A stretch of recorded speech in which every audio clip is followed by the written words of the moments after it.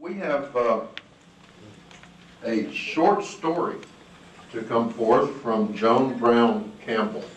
Well, Bishop, I'm going to stand right by you, because I know that's safer. Thank you. You lean on me. That'll be the first time in my life that you've leaned on me, and I've not leaned on you. I'm supposed to tell something that is a kind of amusing story about the bishop, but I can't start this without saying something serious. And I have to tell you that in my 10 years as General Secretary of the National Council of Churches, and in the 5 years before that at the World Council of Churches, there was no one in any of the denominations that we could count on like we could count on Bishop Mathews. He was profoundly an ecumenist all the way through.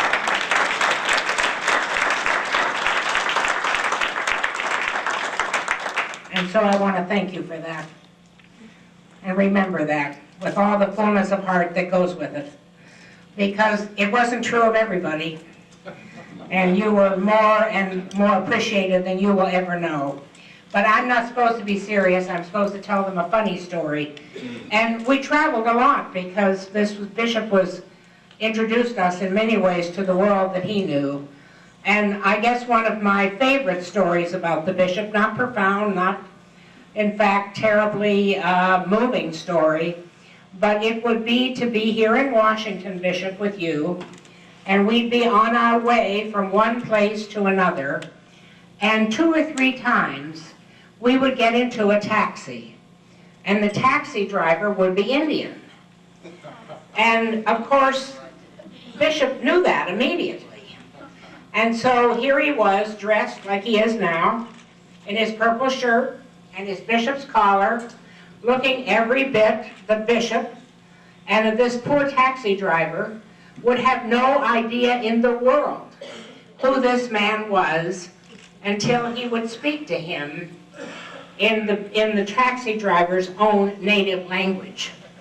And it was worth being in that taxi when you would, dressed fully as a bishop, with all the stature of a bishop, would speak to the taxi driver in his own language. And I always wondered if we were going to get to our destination. Because once it started, the taxi driver didn't want it to stop. But in some ways, it was not really so humorous. It was such a terrific tribute for the bishop to know their language and to speak to them in their language, because they had had to struggle to know our language in order to talk to us. And it was once again Bishop Mathews teaching us what it really means to be a Christian in the whole world, not just in our small little world. So, bless you. Thank you so much for all your life and for everything you've done and been. And if Eunice were here, I'd tell a funny story about Eunice. But I understand she might be stubborn and come out of the house even though she's not supposed to. And so I'll tell the Eunice story tomorrow, maybe. So, thank you so much.